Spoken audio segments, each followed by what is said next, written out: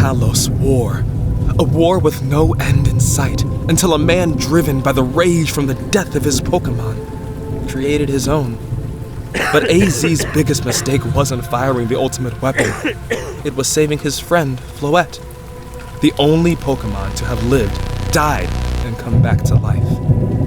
And who will become the new legendary and main villain of Pokemon Legends ZA. And the reason? It's been hiding in plain sight the entire time, waiting patiently for the day it can finally have its revenge and bring about the destruction of the entire region. Not only will Lysander's plan of a new world come to pass, but it'll actually be thanks to AZ's Floette.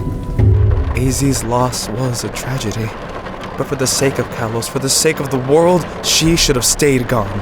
For AZ didn't resurrect just one Pokemon, but two, his dear friend and the harbinger of chaos.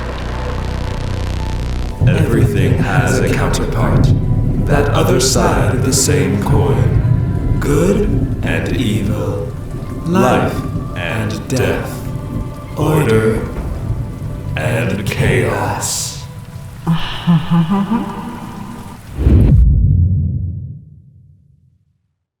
Pokemon Legends ZA is the newest announcement in the series, and it has everyone wondering, what will the story be about? Well, today we solve this question, and the answer is the new soon-to-be antagonist, AZ's Floette. Now, we don't know for sure whether this game will take place in the past, present, or future. That's true. But we believe that AZ's Floette and her eternal flower will play a pivotal role in the story. Oh, in case you didn't know her story. Long ago, there ruled a king, known today as the mystifying AZ. Mystifying. The king of Kalos was known to be a reserved man who only ever had one friend, a Pokemon, Floette. This king loved his friend very much. But the Floette harbored a mysterious power, one that was needed on the battlefields of the Great Kalos War. Although a king, with all the power in the region, all he could do was wait. Years he waited. And his Floette returned. But it wasn't the reunion he wished for. All that was left was her coffin, adorned with the wilted eternal flower.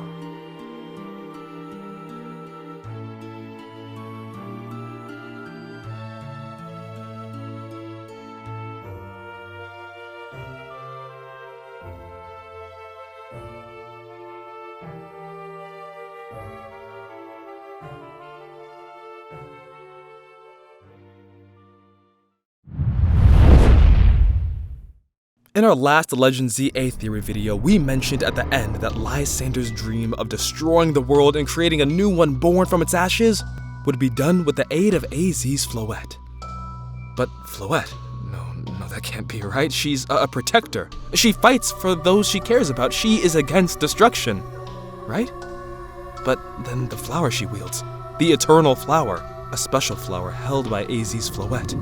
An item that appears in the game's files but is never discussed within the game's story itself. All we know about the flower is that it can no longer be found blooming anywhere, and that it contains a terrifying energy. And why does it hold the light of ruin? It's a move that was never usable in-game, but like the flower, it's still in the game's files. And this move is designed to destroy anything, even yourself.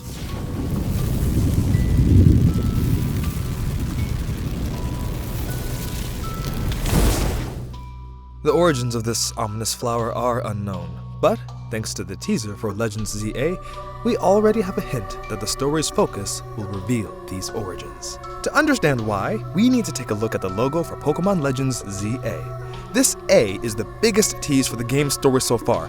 Why not just call the game Legends Z? It's definitely closer to the fabled Pokemon Z game fans have speculated for years. And it's not even Legends AZ, which would make tons of sense considering AZ is an actual character.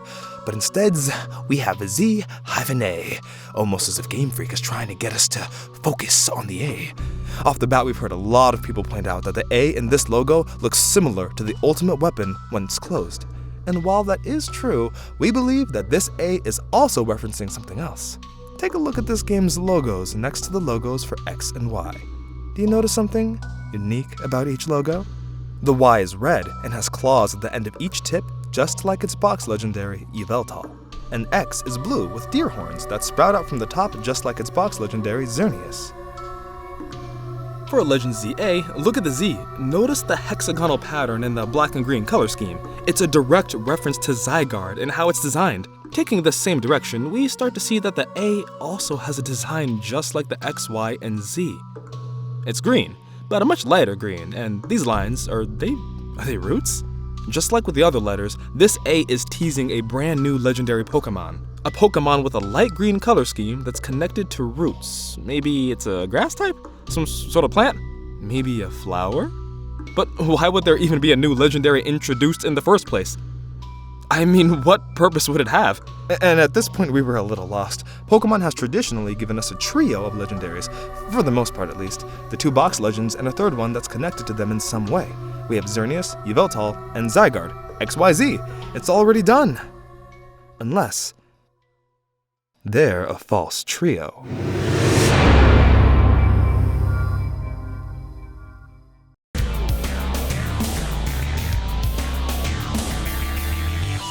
That's when we realized that something wasn't adding up. We started to think, why is Zygarde even the order Pokemon? Like really, why? Think about it. Yes, okay, we know it's because he maintains order within the ecosystem, but is he also supposed to keep order between Xerneas and Yveltal? But that wouldn't make any sense, because, in the games, he isn't really doing anything besides just sitting in a cave. And in Pokemon media, we never really see Zygarde interacting with Xerneas or Yveltal. So do Xerneas and Yveltal even need to be kept in check? They don't actually fight each other, at least they don't want to. Yeah, the only time we really saw them kind of fight was in the Pokemon movie Diancie in the Cocoon of Destruction. And in that movie, Yveltal was in a furious rage because it was disturbed and awakened too early while in its cocoon state. And even when Xerneas shows up, there isn't much of an actual fight between the two. Xerneas just calms Yveltal down and they just stare at each other for a little, almost with a sense of understanding. And then Yveltal just flies off. No fighting, no anger, just peacefully flies over Xerneas and leaves.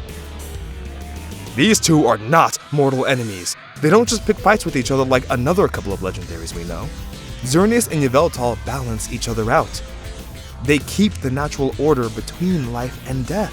But if they're already balanced with each other, then what is Zygarde's role in all of this? There must be something else that would bring a need for Zygarde to transform into its 100% form to maintain order. Perhaps Zygarde has a rival? Another Pokemon that opposes everything Zygarde stands for.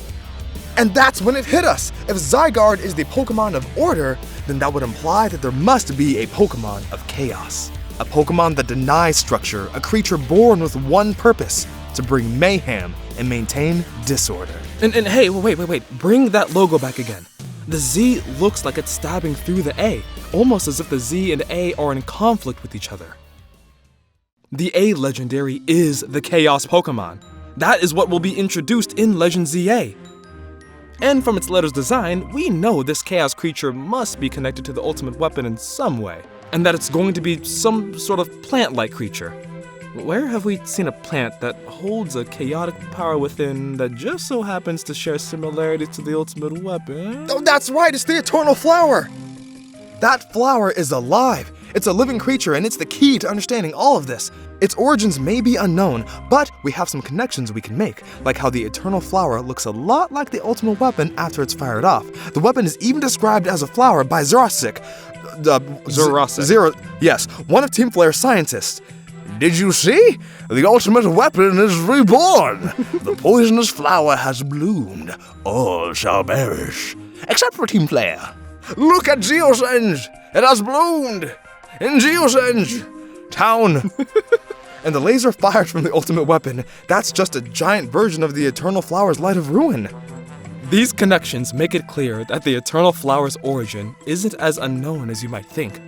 It's tied to the ultimate weapon. AZ created the ultimate weapon, but he never expressed exactly how he does it. But one thing's for certain, AZ, you found this Floette holding that flower before you made your machine. From its design, all the way down to how it can fire a beam of light eviscerating everything in its path, you must have taken inspiration from the Eternal Flower when building this. And if that's the case, then is it possible that the machine's ability to give and take life energy was also inspired by the flower? After all, that flower does contain an ominous power as we previously established. After all of this digging, my twin brother Darx and I really thought we were onto something, but we were still missing something that could hold the key to what this eternal flower, this letter A, this chaos legendary Pokemon, could possibly be. And that's when we remembered something. The one thing to tie this all together is the inspirations taken to create the X, Y, and Z legendaries. The inspiration that is Norse mythology.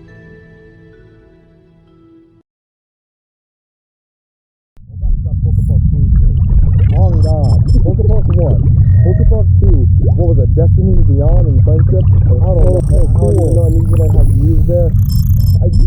This part's way too long. Look at some of this book. But wait, Pokepark 2, Wonders Beyond. That's what it was called.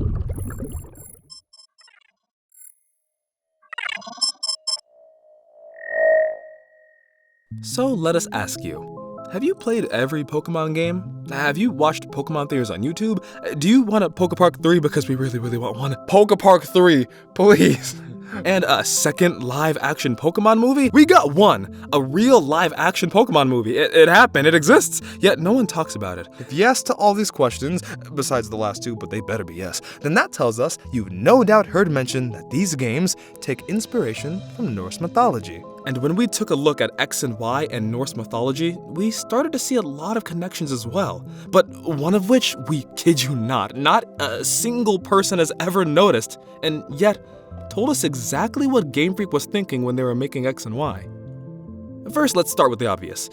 In all of Norse mythology, the most iconic symbol is the World Tree, Yggdrasil, which is said to connect all 9 realms and represent the natural cycle of life, death, and rebirth throughout the universe. And in these games, the themes of life, death, and rebirth are its main focus, but the connections keep going.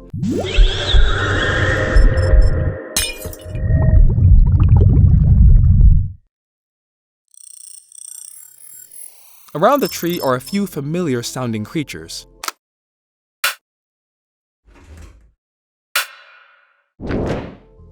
In the branches of the tree sits the giant eagle, Corpse Swallower, matching Yveltal's motif of death. And at the trunk of the tree, there are a group of stag eating the leaves of the tree as morning dew drips from their horns. Another similar stag, known as Eikthrinner, who sits in Valhalla sporting glowing horns, with his dew flowing into all the rivers of the world representing life-giving energy, matching Xerneas' motif of life.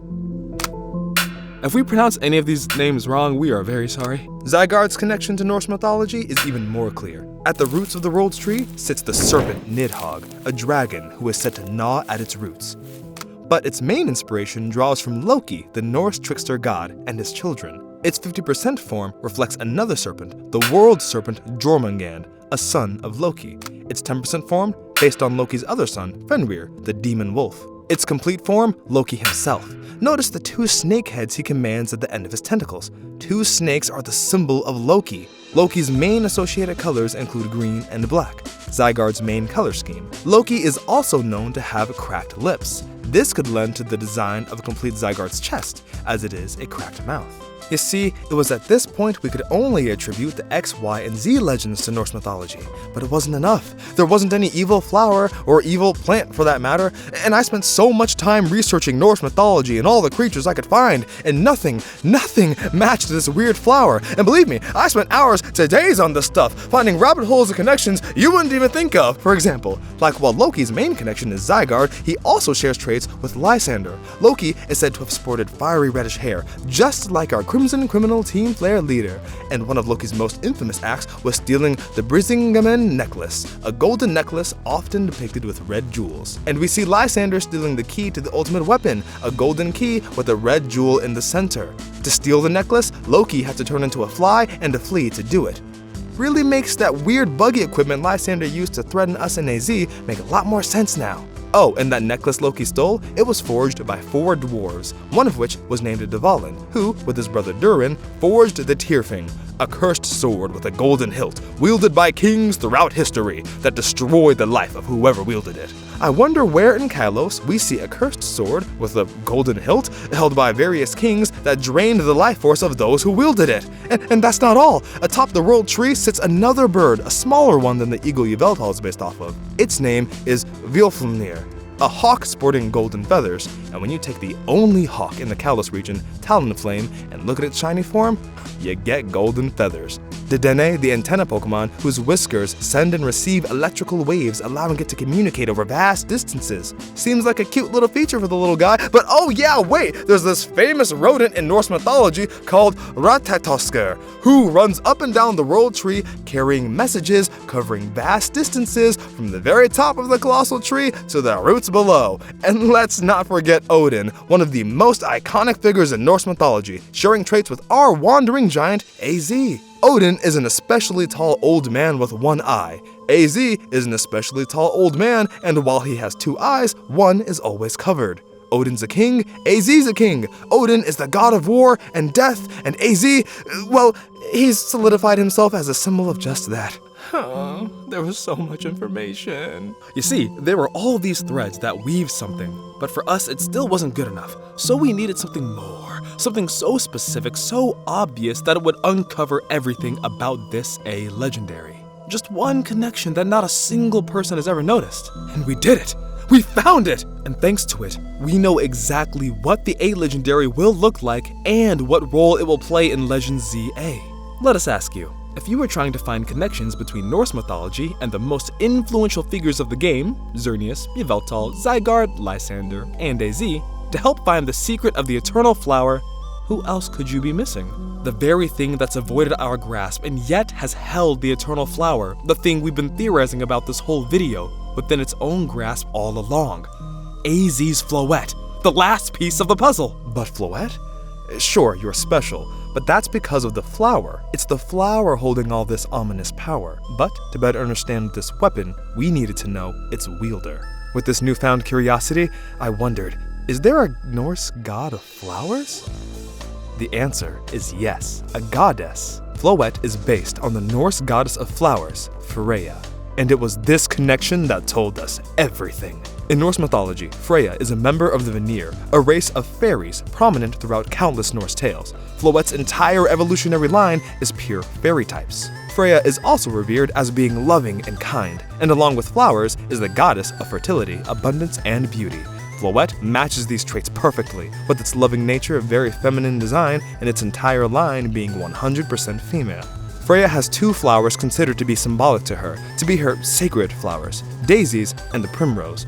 You know that flower that regular Floettes and Flabébés hold? That's right. That right there is a primrose. Notice how primrose colors are the exact same as Floette's color variations. And just like Floette's flowers, no matter what color the primrose is, its center always remains a bright yellow. Floette's flower has 5 petals, and so does the primrose. But the real kicker is this, the Polygala vulgaris. It's a type of flower used in folk medicine and medicinal treatment for the likes of disease and injury. It's commonly seen in a bright purple hue. Taking a look at the flower's appearance, the base and its 2 expanded petals, it's the exact design of Floette's evolution, Florges, a Pokemon with a power that can heal both body and spirit, and a shiny whose same petals appear a bright shade of purple. I mean, just look at these side by side. The likeliness is uncanny. And get this, the Polygala vulgaris was historically known as Freya's hair, before the adoption of Christianity in Scandinavia. Ever wondered for so long why AZ's Floette had to take part in the Great Kalos War? Freya gives us the answer. In Norse mythology, Odin wasn't the only god revered as the god of war and death. That title equally belonged to Freya. In fact, only half of the Norse warriors who died in battle were brought to Valhalla by Odin. The other half was brought to a meadow known as Folkvanger, ruled over and protected by none other than Freya. Just as when Floette finds flowering plants that are withering, it will bring them back to its territory and care for them until they are healthy. We already made the connection between AZ and Odin earlier, but this newfound connection between Freya and Floette only solidifies it. In X and Y, AZ deeply loved Floette. In Norse mythology, Odin deeply loved Freya, viewing her as the fairest in the world. In battle, half of the warrior spirits went with Odin, and the other half with Freya. The energy of the ultimate weapon, built by the sacrifice of countless souls, went into both AZ and Floette, making them immortal. Floette is Freya. So how does all of this solve the A legendary? Well, in Norse mythology, Freya has on many occasions been at the aid of Loki. We mentioned earlier how Loki stole the Brazilian necklace, but we never told you who he stole it from. It belonged to Freya, and it was Freya herself who defended him, Don't worry, darling. trying to earn him a less severe punishment for stealing the necklace. On another occasion, Loki was trying to save Idun, the goddess of spring and rejuvenation, after being blamed for her capture and threatened with death by the gods. In this story, Loki was unable to shapeshift, and so it was Freya who lent him her magical cloak, which allowed him to transform into a hawk to fly to the land of giants, Jotunheim, to rescue her. Throughout Norse mythology, Freya's loving heart gave pity to even that of the malicious Loki, opposed to the more ruthless and rather logical mindset of the other gods, who saw Loki as troublesome and deserving of punishment. And while he's not necessarily evil, he's not good either. He's actually known as the embodiment of chaos. He desires it. Loki's traits and role in Norse mythology is exactly what we'd expect to see from the A Legendary, a creature of chaos. So it would make sense to call the A Legendary, the Eternal Flower, the Loki of Legends ZA. The Eternal Flower is a chaotic and ominous entity, and yet it is protected by the loving Floette, as its evolutionary line are known to protect their flowers. Just like how we see Freya, the kind-hearted goddess, protect and care for the chaotic Loki, time and time again. But then wait, we already connected Loki to Zygarde as its base design is a clear reflection, and this is when something stuck out to us as odd. Zygarde, you're based off of Loki and his children, Jormungand and Fenrir. But in Norse mythology, Jormungand and Fenrir aid Loki in contributing to the start of the infamous world-ending event, Ragnarok, through the destruction of the world tree, the balance of all things. This event disrupted balance in all the realms and created utter chaos. If you're supposed to be the Order Pokemon said to protect the ecosystem, then why would you be based on such creatures? Visually, the connections make sense, but if anything, your role would be the World Tree. It would be balance, the order of all things, as you are Zygarde, the Order Pokemon. It's like your appearance and roles are flipped. Wait a minute, your appearance and roles are flipped. If your appearance is based on Loki, yet your role is the World Tree, then what is something that's appearance could be the World Tree, but its role based on Loki? Perhaps something that appears as a plant, and yet harbors chaos within? That was it! We couldn't find some evil flower in Norse mythology because there wasn't. The closest figure to a chaos legendary would be the bringer of chaos himself, Loki. But then we already made a connection with him to Zygarde, so we were stumped. So we became botanists, looking up flowers and plants in Norse mythology, finding a connection between Floette and the flower goddess Freya, which led us to discovering Loki's and Freya's relationship, sparking the notion that Loki could be the flower, which made us realize the contradiction that Zygarde's design poses, which leads us to this. Zygarde visually resembles the serpent, the symbol of Loki, but it plays the role as the World Tree, Yggdrasil. Its occupation as the Order Pokemon tells us Game Freak switched the roles of the World Tree and the serpent. The A in Legend ZA is green with roots, its appearance resembling that of the ultimate weapon, a design that is based on the World Tree. In other words, the A Legendary will visually resemble the World Tree, but play the role of the Harbinger of Chaos, Loki. And to be completely honest, we wished that was it, because this led to a heartbreaking truth, and something more terrifying than the embodiment of chaos itself. Because it won't just be the chaos legendary we face, we'll be forced to fight and destroy AZ's Floette as well. AZ's Floette will become the A Legendary.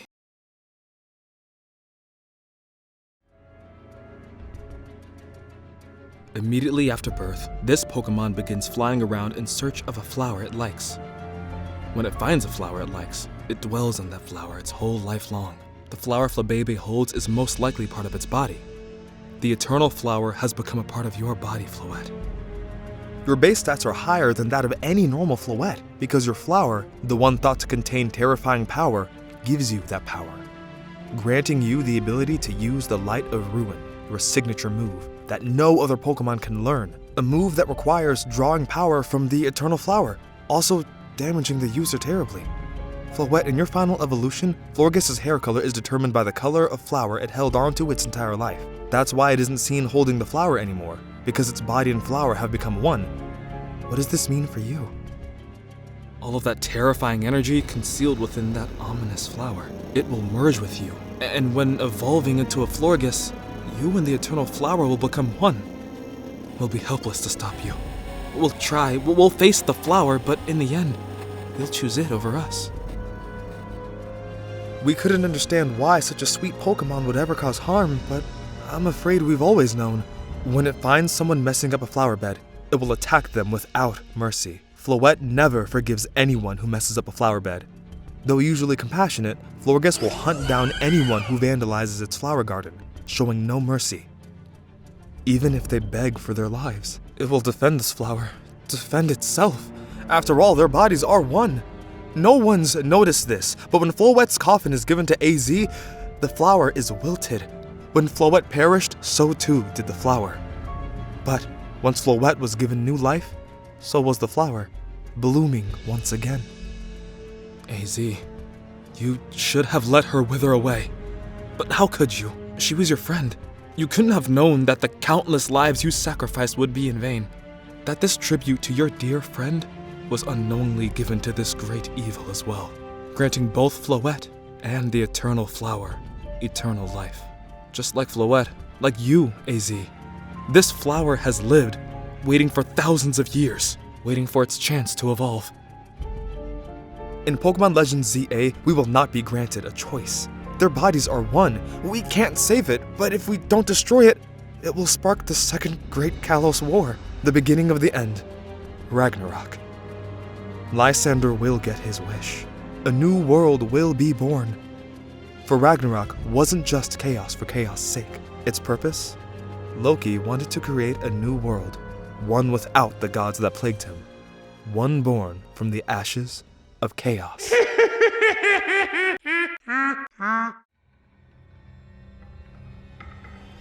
But there is hope, a guardian that plays the role of monitoring the ecosystem, a power to overwhelm even Xerneas or Yveltal, an order who wipes out all those who oppose it, showing not a shred of mercy.